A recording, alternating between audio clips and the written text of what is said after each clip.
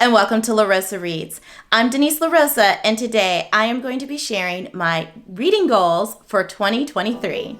Let's talk books.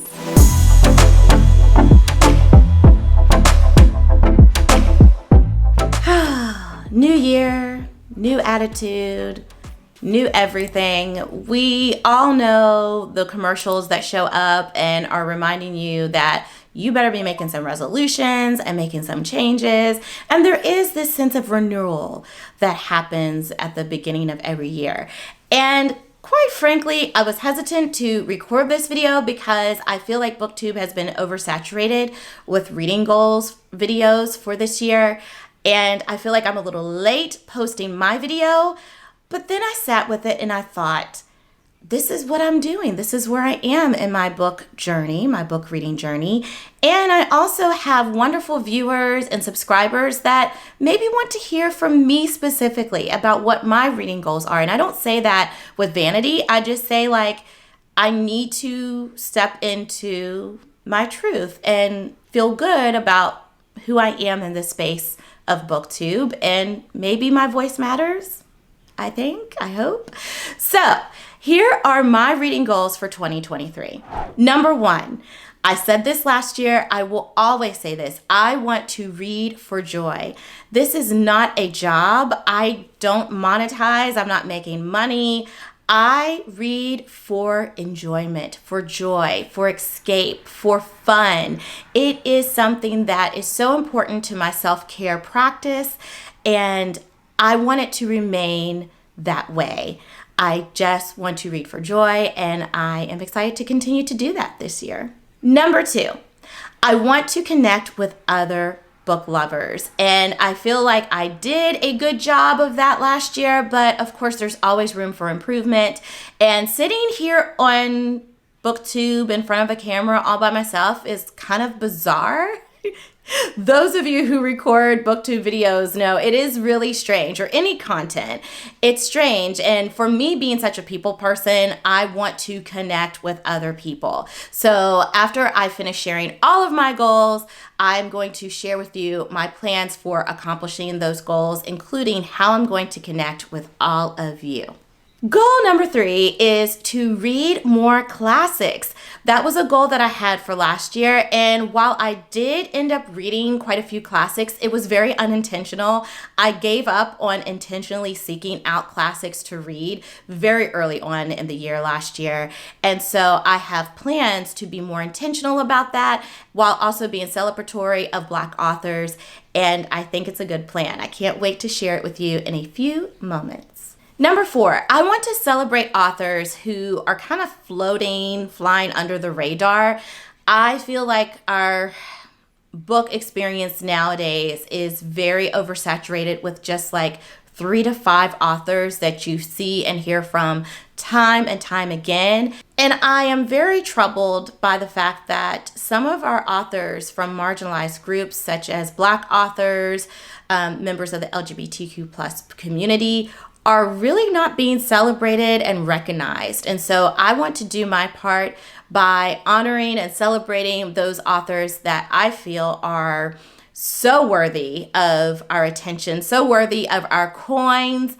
I want to do that on this channel, and I just can't wait to have that experience with all of you, bringing to you some lesser known authors or less celebrated authors so that we can make space for them too. There's space for them, as well as, I guess, the Colleen Hoovers and Emily Henrys of the world. So that's my plan.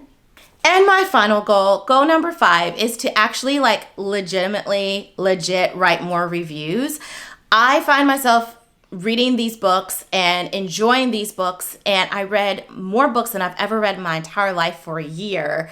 Last year I read 92 books, and I want to be intentional about reflecting upon the reading experience for several reasons. A selfish reason is when I sit here in front of the camera and do wrap-ups and book review videos, it sometimes is a struggle for me to be like, wait a minute, what was that? What did I read again?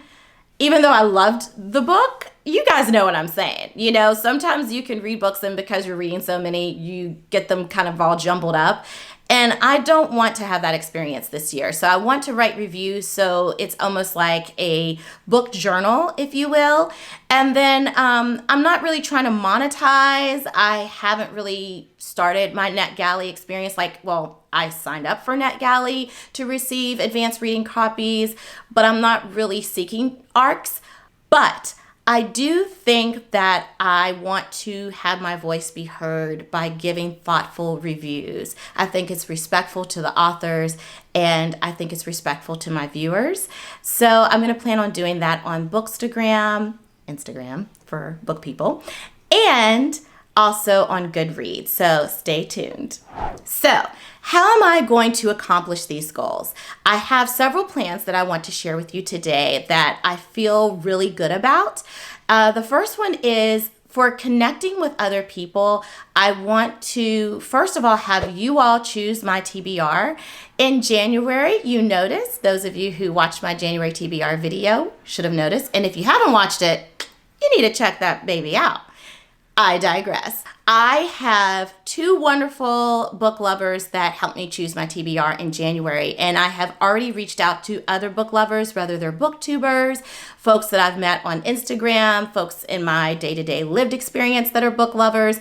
I'm asking all of you to help me choose my TBR every single month. So in the description box below, I will have a link to a Google form where you can fill out some books that you would like for me to read. I can't make any promises, but I definitely want to hear from you. I hope to get to your books, and I hope that's a way that we can connect with each other.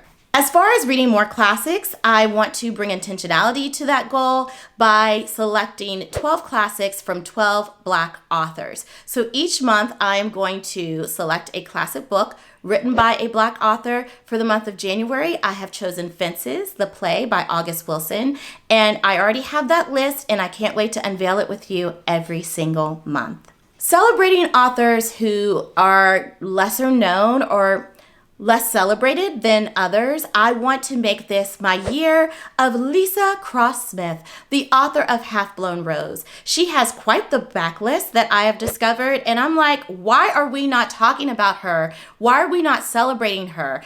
I want to do that. Plus, she has a book coming out later this summer, I believe in May or June, and it's a thriller, which is different for her. So I am going to make it my goal to read every single one of Lisa Cross-Smith's books from her backlist and that book coming out later this year. And so she is my author that I am choosing to celebrate this year. I also have two events coming up. The Greater Pittsburgh Festival of Books is having its second annual thing in May, and I am so excited to attend that. I went last year. I met up with Olive from A Book Olive and so many other book lovers. It was a time to remember, and I definitely want to be more actively engaged and involved in that festival because it's right here in the Pittsburgh area where I live. I also have my own project, my own book initiative that I'm working on that I have to keep top secret for now. But I just encourage you to stay tuned. It will have a Pittsburgh connection, and I cannot wait for you to join me in this initiative. It's going to be a good time. All right, so those are my goals, and I actually gave myself some steps, some plans for achieving those goals. What are your 2023 reading goals? I would love to know, so please hop over to the comments and let me know. You will notice that I didn't add any numbers for my goals. This is going to be a holistic year for me where I'm just at one with the universe and at one with all the books. And I'm curious about you. Are your goals more numbers? Are they more about just the bigger picture? Let me know. And until next time, happy reading. Bye.